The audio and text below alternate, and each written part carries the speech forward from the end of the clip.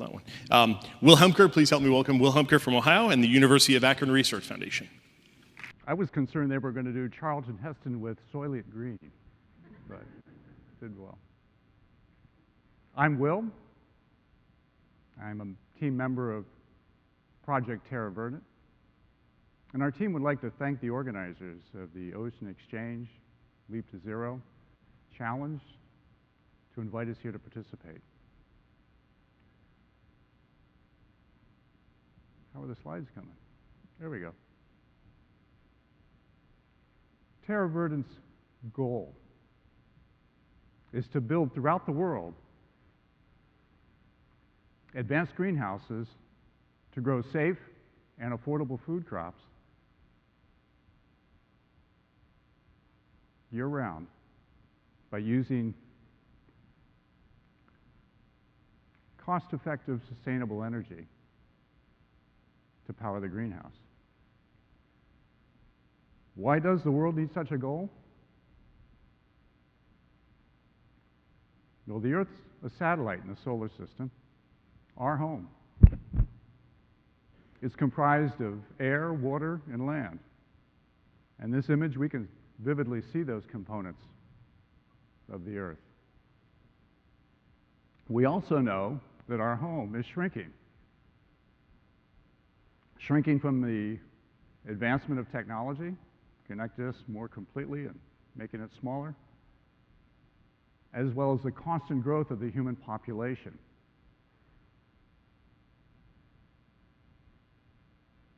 According to the United Nations World Population Prospectus Report, we are growing at a rate of 74 million people a year. While addressing that question of population growth, agricultural scientists predict that we'll have to produce in the next 40 years the same quantity of food that we grew in the previous 8,000. Annual field crop production, including the cereals, will need to have to go from the present 1.5 billion metric tons per year to almost double that, of 3 billion metric tons by 2050. The global natural resources are diminishing rapidly. What's being depleted are the critical key resources of fresh water, fossil fuel. We all know we've passed peak oil some time ago, of soil fertility, and a key shortage of critical minerals. Fresh water, soil fertility, and a mineral called phosphorus are essential to feed the world. But humans are resourceful. We use tools like hard ones, the wheel, to today's battery-fueled electric vehicles, and soft ones like mathematics and literature that convert that abstract thought into tangible solutions. One soft one, and an innovation that's stood the test of time, is that of story. We're using story right here at Oceans Exchange to enlighten or illuminate each other as to the possibilities of what we can bring to the world. Terra Verdant's story is that of how to take technology and feed the world by growing nutritious, safe, and affordable food crops year-round in all climates,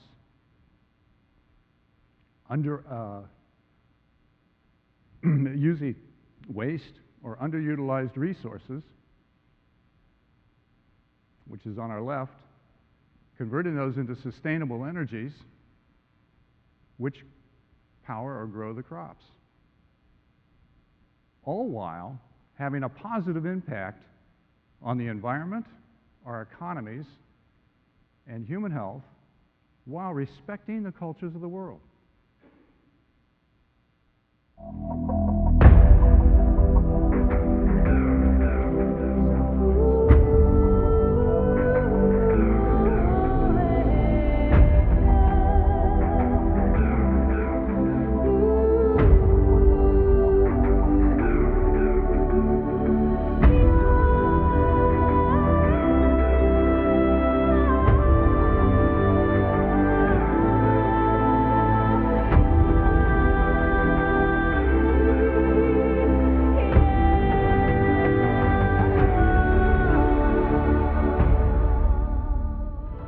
Controlled environment agriculture uses advanced material design and automation to produce more than 6 million servings of leafy vegetables per acre each year.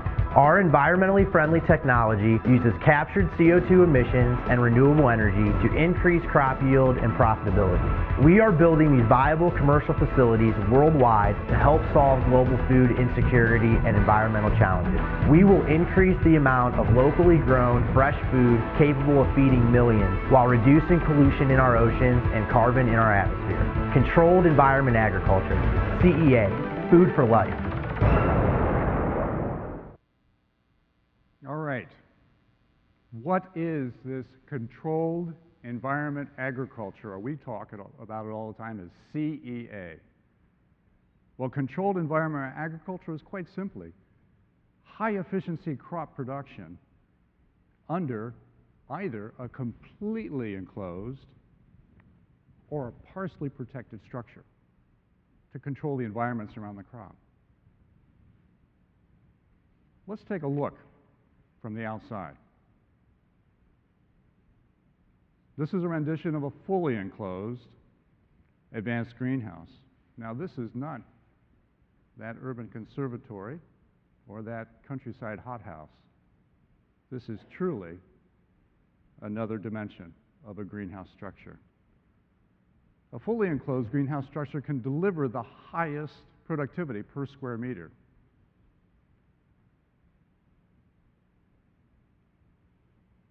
It stands 10 meters tall, built of concrete, steel, and glass. It is internally positively pressurized within the double wall construction. It's not vented directly to the outside so as to maximize both energy and agricultural input resources within the atmosphere of the greenhouse.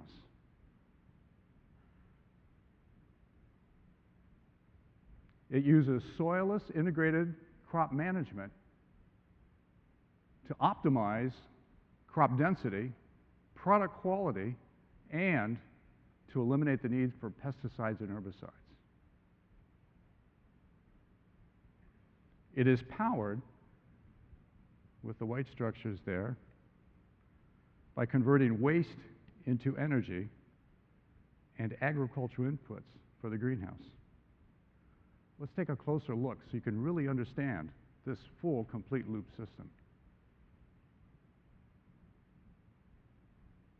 Now, if we go from our cartoon here, on the far left is our greenhouse.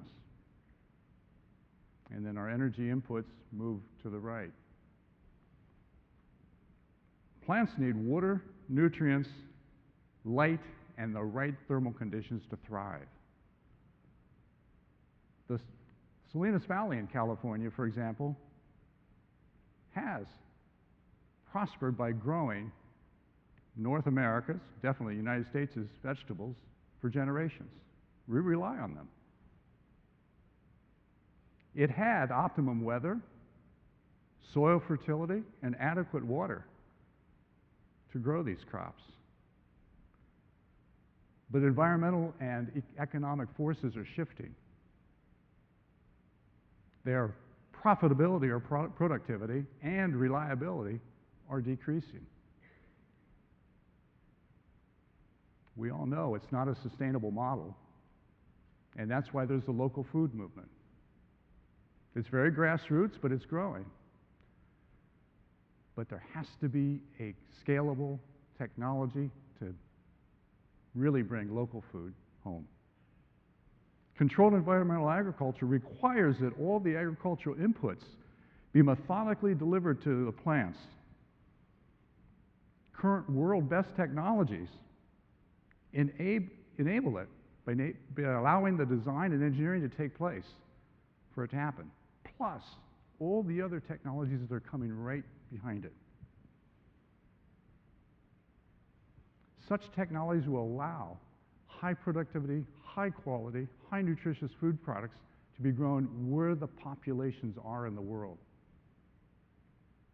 Our primary renewable source is from waste, as you'll see from the center going to the right. Waste will come from municipal or farm waste, beverage or food waste, or any other organic waste that comes right out of our house. High biological, high chemical oxygen demand organic waste that we aren't using to convert into its valuable sources of energy, either thermal or electric, that could power the greenhouse, as well as inputs such as carbon dioxide, which could be readily isolated and separated from that digester, and nutrients such as the primary nitrogen, phosphorus, and potassium. Let's take a quick closer look at that digester. The digester is what we've determined so far is the most economical renewable energy source in most locations around the world. We're not going to overlook solar or wind or even chaotic mechanical action we just saw, which is fantastic. These are all great ideas. How can we plug them in to a closed loop system? Solid or fluid organic waste comes in at the left there. It is loaded into the oxygen-free dual vessel or two-stage digester. Bacteria do all the work, converting that organic waste into methane or biogas, carbon dioxide, water. Water does come off the process of digestion, as well as key nutrients. For example, a 600 kilowatt digester can deliver over 5,250 megawatt hours per year. Now that's enough to power 430 average homes here in North America. That size of the digester, we feel, can power approximately an acre, slightly over an acre of land, plus significant quantities of carbon dioxide come off of this and could be separated by current best membrane technologies. All these resources will power the greenhouse. Neat technology. Timely idea. But what's the value proposition? We all have to put our business hats on. To grow 5 million heads of leafy romaine lettuce in the Salinas Valley takes this much land. And 24 gallons of water per head of lettuce. 24. All right, let's take that 5 million heads and compare it to a controlled environmental greenhouse. We take only 1/20th of the land and 12 times less water. That's what our world needs.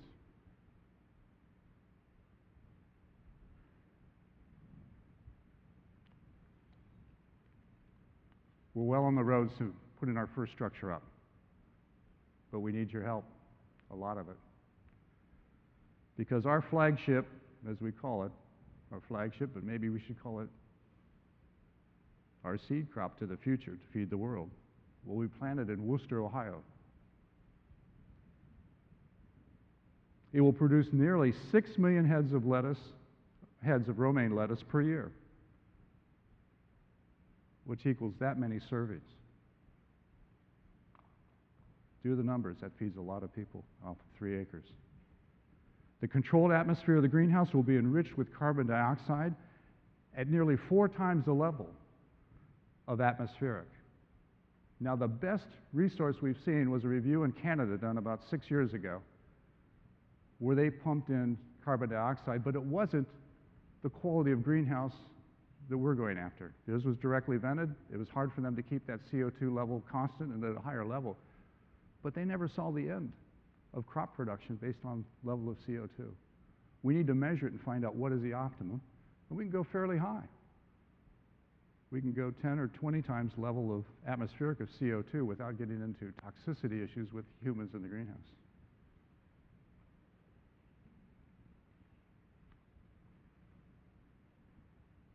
This technology is appropriately scaled. I mentioned partly closed, controlled environmental agricultural structures. We're working with Jamaica right now. Our partners are the Family Garden Cooperative right out of Kingston, and they use low-cost, partially enclosed, controlled environmental agriculture. Their productivity per month, the energy required, and the capital cost, including solar energy storage, for a 100 square meter garden are shown in these metrics. This is run by 3 families, which provide them with above average annual income in Jamaica. And with those numbers of servings, they estimate that they're feeding a minimum of 20 to 30 families. Now, in a tropical climate like that, they have their challenges, but they have their advantages too. They don't have to be fully enclosed, just enough to keep the companion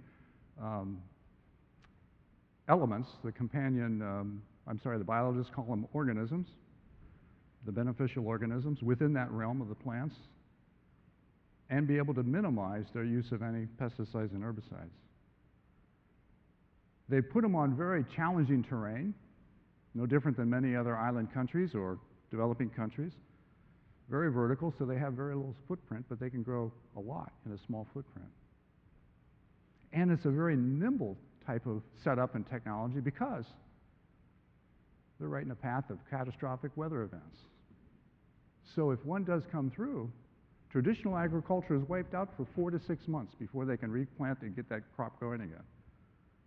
This they could harvest, they could pull down the flexible cover structure, batten it down, and when the storm goes through, they put it back up, and in 30 days they're back into leafy greens. Think about the possibilities. Project Terra Verde doesn't come from a single source. This is a collaborative project. The lead teams are 2 private companies, CEA Capital Holdings, LLC. You'll meet Kevin Feit and Tim Madden. They'll come up and answer questions if you've not met them already. And Quasar Energy Group. And 2 public institutions, the University of Akron Research Foundation, which I am part of, and the BioOhio Research Park, which is part of The Ohio State University's Agriculture and Research Center in Wooster, Ohio. In addition, we have several private and public partners. Partners coming across the ocean in Kodima and Kubo, top greenhouse producers.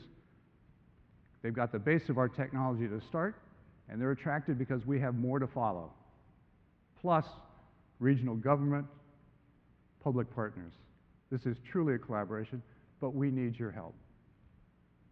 This 3-acre greenhouse is an $8.5 million build. We're just over $1 million shy. We need your help to get that so we can start production before winter this year, before December. We'd like to get it in the ground. Plans are ready to roll. So we could be in production by July and prove the numbers. Many of our investors say, let's see you when after you've been in business for 1 year. Does it make sense? Do we have the right team? Let's take a look. Tim Madden is the president and founder of CEA. His experience and knowledge with commercial scale hydroponic growing technology gives us a competitive industry advantage. Clemens Helene leads Quasar's anaerobic digestion waste-to-energy business, applying his engineering expertise to optimize waste conversion into carbon dioxide and nutrient products for the greenhouse. Will Hemker is a scientist with the University of Akron Research Foundation. He is our technology leader for advanced materials, lighting, and sensor technologies. Shauna Brummett is CEO of BioHio Research Park. She is a proven leader in world-class agrobiotechnology commercialization. And I'm Kevin Fite, the CEO of CEA Capital Holdings and the point person of Project Terra. I've led private and public companies, scaling annual revenues from $5 to over $400 million with demonstrated P&L results. I will lead this project with a shared vision to help solve global food insecurity and environmental challenges. Our mission is to convert waste into energy and energy into food year-round in any climate. Join us in our quest. CEA, Food for Life.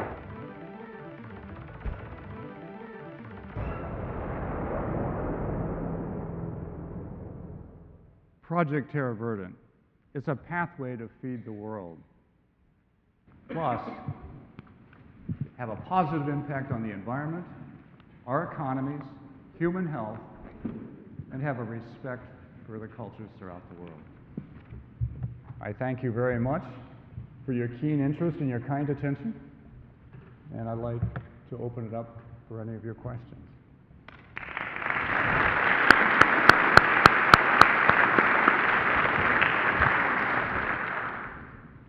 So who's got questions? Anyone? We can't let them off the hook that easy. Great presentation. Yeah, that was great. Cost of installation, the whole project, and then return on investment.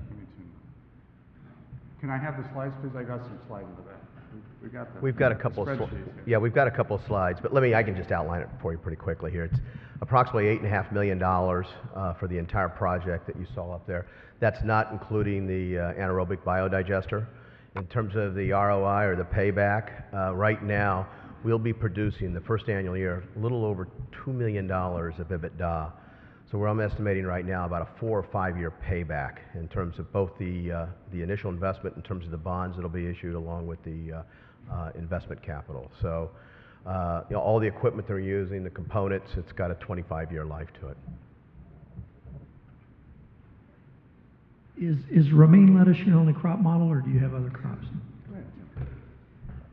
We're interested in having the most viable commercial business possible. So we've chosen romaine lettuce as our #1 commodity crop that we'd like to focus on in the next few years, because it's over $1 billion market, and less than 1% currently comes from greenhouses. 99% of the romaine lettuce in the United States comes out of the Salinas Valley in California and is shipped to the East Coast. So our primary business model is producing, commodity quantities of romaine lettuce on the East Coast and distributing into this market. We will be able to grow several other leafy greens, but we've got a culture inside the company right now. We're going to crawl, walk, and run. So we're going to grow a lot of romaine, as you heard, 5 to 6 million heads, but we can do the other families of lettuce. We can look at kale, we can look at spinach, and all the assorted herbs. Can I have the slides, please? I've got additional supplemental slides to answer questions. I'd like to show you, this is an automated greenhouse system. We have a layout for the leafy greens. It's rather unusual. That's the numbers. Here we go. Take a look at this. If you go to the right, far right, at the top right hand you see our A section. This is for our germination. That's literally that square underneath it in white is the germination room. It's multi-tiered, 3-dimensional. We then have the red section, which is for what we call the toddlers. You can see the period up there where the plants grow. Then the blue section, and this is that yellow on the far section, that's the only place people walk. All that's growing space. We're optimizing the expensive square footage onto that proposed greenhouse. So it's automated, it moves across, our adult plants do, going from right to left on your screen there in white. Harvest then takes place at the end. We feel with the optimum light, both natural and artificial, we're getting there at about, 39 days? 39-day cycle. So that's what it's about, technology. Material science, coming from polymers, sensors, from the University of Akron. Agricultural science come from Ohio State University, and business know-how from our leaders. Collaboration is what it's about. Any other questions? Please. So did I understand correctly, you're getting the NPK from the waste sources, which include domestic wastewater such as sludge? And if so, how do you know that you don't have any things that shouldn't be on a human food crop? Good question. I got the mic right here. Very good question. We were helping the Quasar folks out. This is the University of Akron. Our group is about water quality, water treatment in the Great Lakes. And they control the sources of these wastes coming in. Number one, it's all food waste right now. As they're going into the municipal wastewater treatments, we have very good EPA laws. You cannot bring toxic waste or heavy metals into those waste treatments. Those are clean. There are what are called RCRA and TSCA centers by the EPA that handle those. Our wastewater treatments, and especially the ones that Quasar is operating with, are state of the art. We need to have that if it's going into a food grade operation. It's doable. Will, the other thing is, there's two separate technologies or businesses that you're seeing up there, and that is the anaerobic biodigester, then you're seeing the CEA. We're just using the energy and all the outputs that come from the anaerobic biodigester. So there's nothing that's going to be coming inside this pressurized greenhouse or pressurized CEA facility at all. Actually, it'll be an ISO 9001. We'll have scrubs, booties, hairnets on. Actually, our water will be captured and or basically coming from a totally different source. And about the inputs, in time, we will classify those nitrogen, phosphorus, and potassium coming from the digester. But that's later on, till we do all the work.